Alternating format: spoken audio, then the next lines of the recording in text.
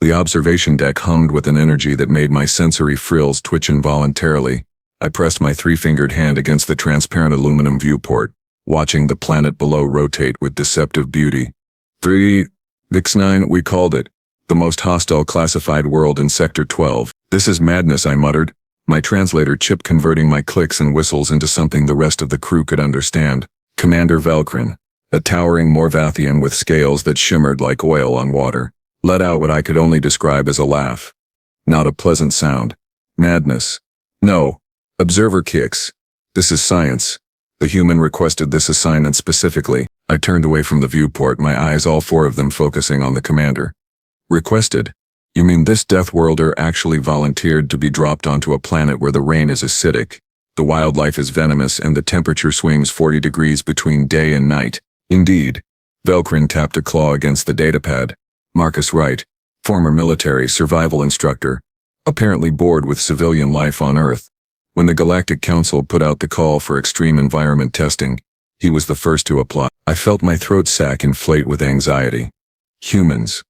Of course it had to be humans. Ever since they joined the galactic community 5 cycles ago, they had been nothing but a constant source of confusion and terror. They ate foods that would kill most species. They kept predators as pets. They voluntarily threw themselves out of aircraft for entertainment. When does the drop happen? I asked, already dreading the answer. 15 minutes. My frills went flat against my skull. The cargo bay was a flurry of activity when I arrived. Technicians scurried about, performing last-minute checks on equipment, and there, in the center of it all, stood the human. Marcus Wright was tall, even by human standards, with skin the color of dried earth and eyes that seemed to absorb light rather than reflect it. He wore simple clothing, tough fabric pants, a shirt, boots that looked like they could crush a Threxian skull. Next to him sat a single pack. One pack? For a 30-day survival mission on Vex 9. You have got to be kidding me, I said, my translator probably not capturing the full extent of my disbelief. The human turned, and his face split into what I had learned was called a smile. Humans bared their teeth when they were happy. Absolute lunacy. You must be my observer, Marcus said, extending his hand in that bizarre human gesture of greeting. I stared at the appendage. 5 fingers. How inefficient. I touched it briefly with my own hand, and he gripped it with what I assumed was restraint. Humans possessed incredible strength for their size. Observer kicks. Yes. I will be monitoring your progress from orbit. I gestured at his minimal supplies. Is that truly all you are bringing? His smile widened. Oh, wonderful. More teeth. What else would I need? The whole point is to survive with what the planet provides. The planet provides death, I said flatly. Then I guess I will have to be rude, and decline the offer. He laughed at his own joke. The human was insane. This was confirmed. 60 seconds to drop, the announcement crackled through the bay. Marcus hoisted his pack onto his shoulders with ease, walking toward the drop pod without hesitation. I followed, my curiosity overriding my sense of self-preservation. You understand the parameters? I asked, reading from my datapad. No communication with the ship except for emergencies. No extraction unless you trigger the beacon. 30 days to establish a viable shelter and food source. Got it. He climbed into the pod, a cramped metal sphere that would protect him during atmospheric entry. Barely. The survival rate for non-native species on Vex 9 is 0.03%. I added, hoping the statistics might inject some sense into him. Marcus strapped himself in, checking the harness twice. Good thing I am not a statistic kind of guy. That makes no sense. Welcome to humanity, buddy. He gave me a thumbs up. Another bizarre gesture I had learned meant approval or positivity. The pod door began to seal. I stepped back, watching through the small window as the humans settled in, completely calm. No elevated heart rate visible. No signs of panic. How did their species survive with such a clearly broken sense of danger? Drop in 10, 9, 8. I rushed back to the observation deck, arriving just in time to see the pod eject from the ship. It fell toward Vex 9 like a meteor, wreathed in flames as it hit the atmosphere. The heat shields would protect him. Probably. The landing thrusters would slow his descent. Hopefully. I watched the telemetry.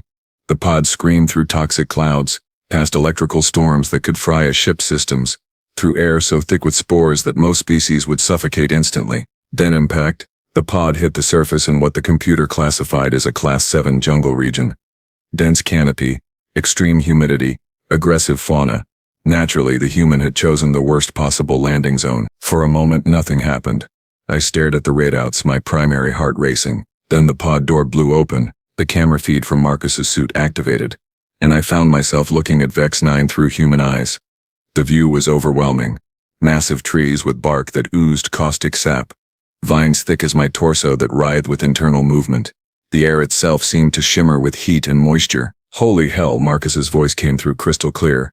This place is beautiful. Beautiful. Beautiful. I watched in horrified fascination as the human climbed out of the pod, took a deep breath of air that should have burned his lungs and stretched like he had just woken from a pleasant nap. All right, Kix. You watching? He asked, looking up at the sky. I am watching. I confirmed through the communication link. I am watching you prepare to die. He laughed. That sound again. How did humans laugh in the face of certain doom? Pessimist. Okay. First things first. I need shelter before nightfall. And judging by that sun, I have got maybe 4 hours. Marcus pulled out a blade from his pack. Just one knife. That was his plan. I watched him approach a tree, examining it carefully. He touched the bark, pulled back quickly when some of the sap stuck to his finger. Acidic. Good to know. He wiped the sap on a leaf which immediately began to dissolve. Really good to know. He moved through the undergrowth with surprising grace for such a large creature. His eyes, those strange forward-facing predator eyes, constantly scanned the environment. He touched plants, smelled others, tasted absolutely nothing, thank the stars. There, he said, pointing to a ridge about 200 meters away. High ground, natural drainage, good visibility. That is where I am building. Building what? I wanted to ask, but I remained silent. Let the human work. Let me document his final hours for the scientific record. Marcus reached the ridge and immediately began clearing an area. He used his knife to cut away smaller plants, working with an efficiency that surprised me. Sweat poured down his face. The temperature was 42 degrees standard. The humidity was 90%, and this madman was performing manual labor. You need to hydrate, I said, unable to help myself, working on it. He finished clearing a space roughly 4 meters by 3 meters. Then he started gathering materials. Long branches, vines, broad leaves the size of his torso. He tested each vine before using it, checking for strength and durability. I noticed something then. The human was not random in his selections. Every choice was deliberate. He avoided certain plants, selected others with care. He was reading the environment like I would read a data stream. How do you know which plants are safe? I asked. I do not. Not for sure, but you can make educated guesses. See this vine? No thorns, flexible but strong. And look at how it grows. It is wrapping around that tree without killing it. Probably not toxic. These leaves? Big, waxy, water-resistant. Perfect for a roof. He was using logic. Observation. The scientific method applied to survival. Fascinating. Terrifying, but fascinating. Marcus worked for 2 hours straight. He built a frame using branches, lashing them together with vines. His knots were complex, secure. Each pole was tested before being incorporated into the structure. He was building something that looked almost like a primitive house, a lean-to design with a raised floor. The floor is elevated? I observed. Ground level on Vex 9 is probably crawling with all sorts of things that would love to nibble on me while I sleep. Height equals safety. As if to prove his point, something slithered past below. Something large-scaled, with too many legs. Marcus glanced at it, assessed it was not an immediate threat, and continued working. A creature that would send my entire crew running, and the human barely acknowledged it. The sun began to set, painting the sky in shades of purple and orange. Beautiful, yes, but also dangerous. Night on Vex 9 brought out the real predators. Cutting it close, Marcus muttered, working faster now. He layered the roof with leaves, overlapping them like scales. The walls were left partially open for ventilation but angled to prevent rain from entering. Just as the last light faded, he finished. A shelter, crude by galactic standards but functional. Waterproof, elevated, structurally sound. Marcus climbed inside, arranging his pack as a pillow. He pulled out a small ration bar, broke off a piece, and chewed slowly. Day 1 complete, he said to the camera. Shelter established. Tomorrow I will work on water and food. Kixu still there? I am here, I replied, my voice probably betraying my amazement. What did you think? Pretty good for a Deathworlder, right? Before I could answer, a sound split the night. A roar that made every evolutionary instinct in my body scream for me to flee. Even through the speakers, even from orbit, the sound was primal, predatory, hungry. Marcus went very still. His hand moved slowly to his knife. What was that? I asked, checking the sensors. The life form was massive, approaching his position. That, Marcus said quietly, his teeth showing again in what was definitely not a smile this time, is going to be a problem. The camera feed showed movement in the darkness. Eyes. Dozens of eyes, reflecting the dim light from Vex 9's twin moons. And the human, armed with nothing but a knife and audacity, prepared to face whatever was coming. The eyes moved closer, weaving through the darkness like luminescent pearls floating on black water. I counted at least 20 distinct points of light, which meant either multiple creatures or something with far too many eyes for my comfort. Given Vex 9's tendency toward biological excess, I suspected the latter. Marcus remained absolutely motionless inside his shelter. His breathing had slowed, becoming almost imperceptible. Was this fear? No, I realized with growing unease. This was focus. The human had shifted into what his species called hunting mode. Observer kicks, he whispered, barely audible. Can you give me thermal imaging on my position? I manipulated the orbital sensors, switching to infrared. What I saw made my frills stand completely vertical. Marcus, there is a single organism approximately 12 meters from your shelter. Mass estimate puts it at 400 kilograms. Body temperature suggests active metabolism. It appears to have 16 eyes arranged in 2 rows. 16 eyes. Fantastic. Can it see me? I analyzed the creature's position and head orientation. It is looking directly at your shelter, yes. Then it already knows I am here. Marcus shifted slightly, reaching into his pack with agonizing slowness. He pulled out a small cylindrical object. Plan A. Do not be delicious. Plan B. Be more trouble than I am worth. The creature moved closer. On the infrared I could see its body structure now. 6 legs, long and articulated. A body covered in what looked like armored plates, and a head that was mostly mouth. It is a predator, I said unnecessarily. Yeah, I got that from the 16 eyes and the whole apex predator vibe it is throwing off. Marcus pressed a button on the cylinder. A brilliant beam of light erupted from the device, cutting through the darkness like a blade. The creature recoiled, letting out a shriek that made the previous roar sound like a lullaby. It backed away from the light, those 16 eyes contracting to pinpoints. Nocturnal hunter, Marcus observed calmly, keeping the light trained on the creature. Probably has excellent night vision, which means bright light is painful.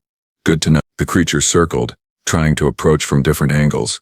Each time, Marcus redirected the light, forcing it back. This dance continued for what felt like hours but was probably only minutes. Then the creature did something unexpected. It stopped, sat back on its haunches, and watched. It is learning, I said, feeling a chill run through my system despite the climate-controlled observation deck. Smart girl, Marcus said softly. Yeah, you are figuring it out, are not you? Light hurts, but maybe if you wait, the light goes away. Your battery will not last forever, I pointed out. Thanks for that comforting thought. He kept the beam steady. Any suggestions, observer? I checked the data. Fire. Most Vex 9 fauna demonstrate an instinctual fear of open flames. The heat, the light, the chemical signals, it triggers deep survival responses. Great idea. One small problem. Everything here is soaking wet. Starting a fire in this humidity is going to be near impossible. Then you are going to die, I said flatly. Not today. Marcus reached into his pack again, pulling out what looked like a dark rod.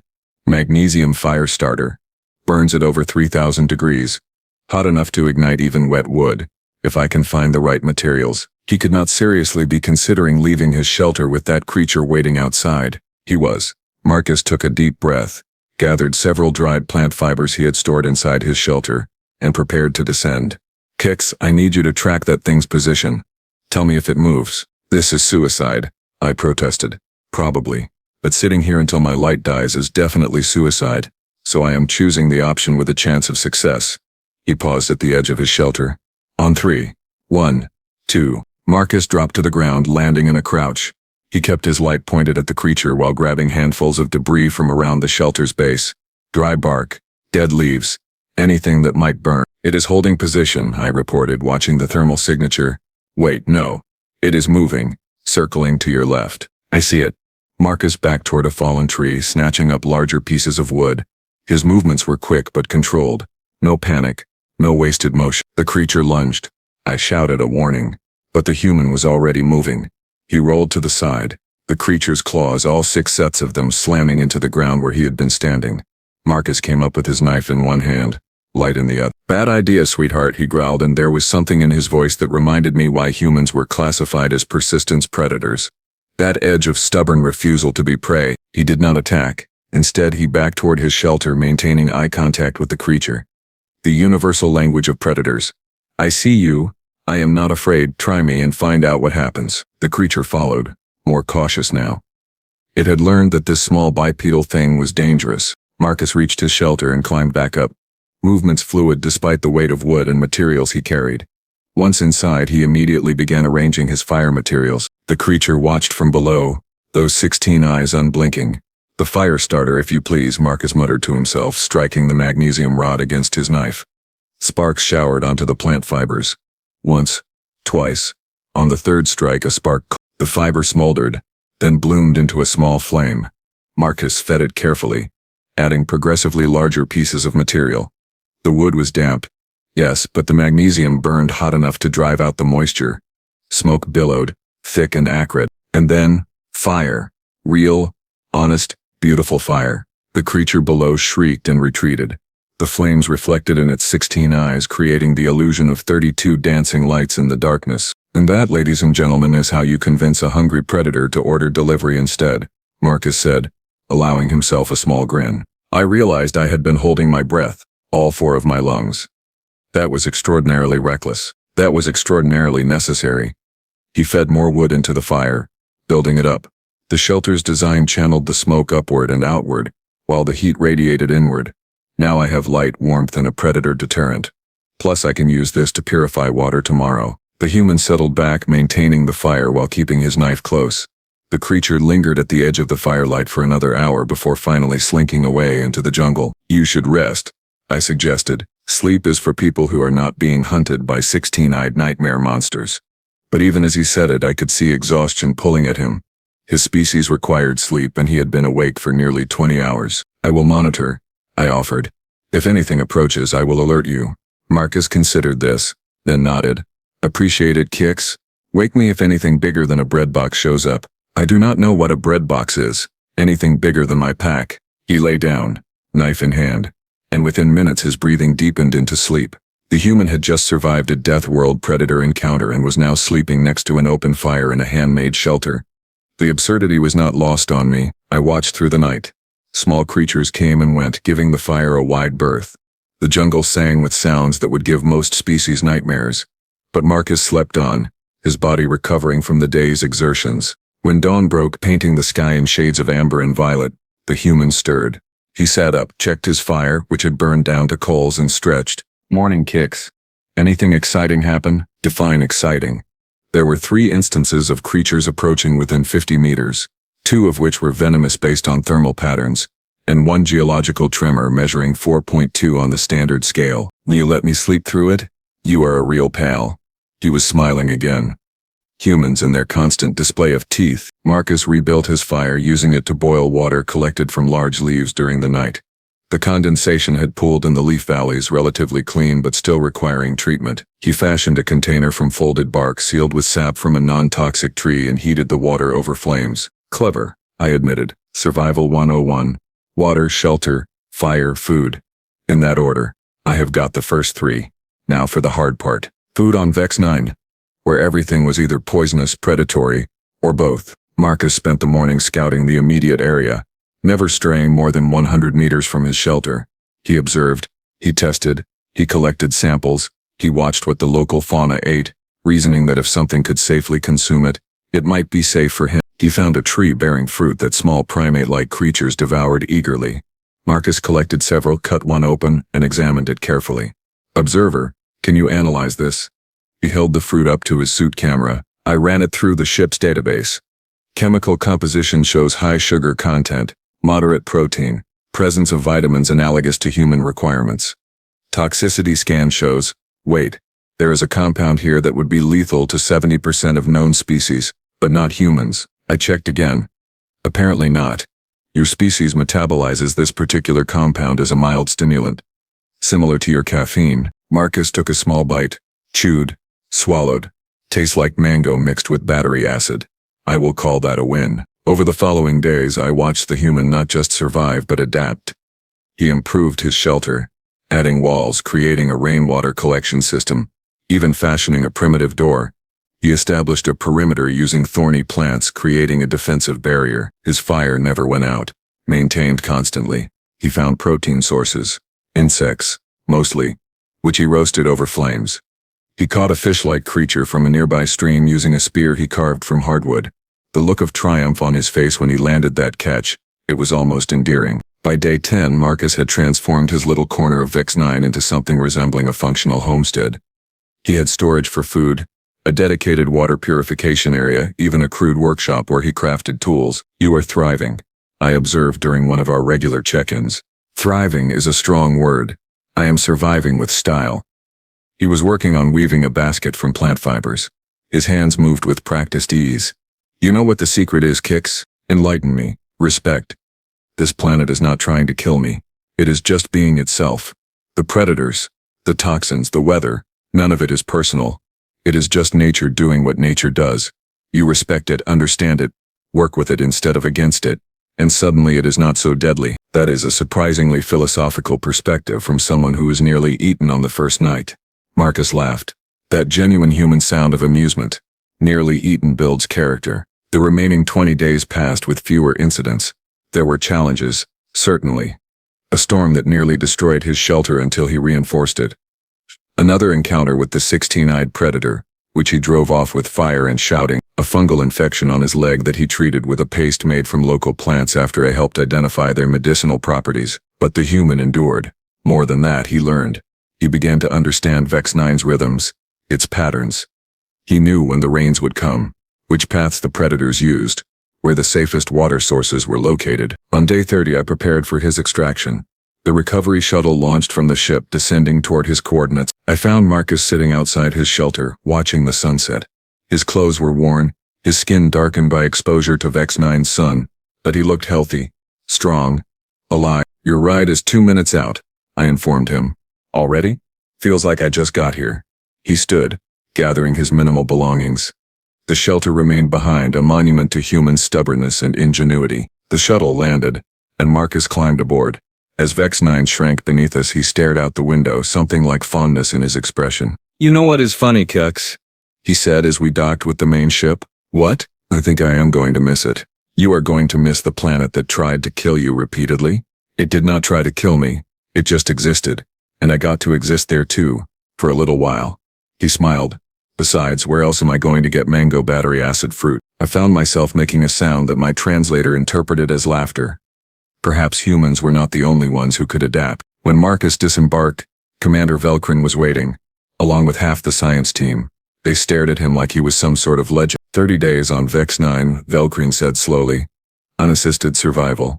The data you have provided will be invaluable. Happy to help. When can I go back?" The entire room went silent. "You want to return?" I asked, certain I had misheard. "Well, yeah, I barely scratched the surface. There is so much more to learn. To explore." His eyes lit up with that particular human enthusiasm that preceded terrible decisions. "Plus, I want to try climbing those mountains on the southern continent. They looked fun." Fun? He thought the toxic predator-filled storm-racked mountains looked fun. Commander Velkrin turned to me. "Observer Kix, I am assigning you as permanent liaison to the human exploration program." "What? Why?" "Because you kept this one alive, which means you understand how their insane minds work." Velkrin gestured at Marcus, who was already chatting with scientists about his next expedition. "Consider it a promotion." I watched the human, this impossible creature who had turned a death world into a home, and realized something profound. Humans were not just survivors. They were not just adaptable. They were something the galaxy had never seen before.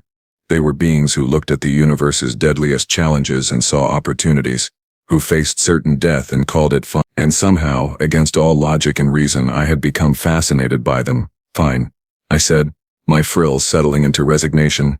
"But I am requesting hazard pay." Marcus looked over, caught my eye, and gave me that thumbs-up gesture again. And despite myself, despite every rational thought in my head, I found myself returning the gesture. The galaxy had no idea what it had gotten itself into by inviting humans to the stars, but I was beginning to think that maybe, just maybe, that was a good thing.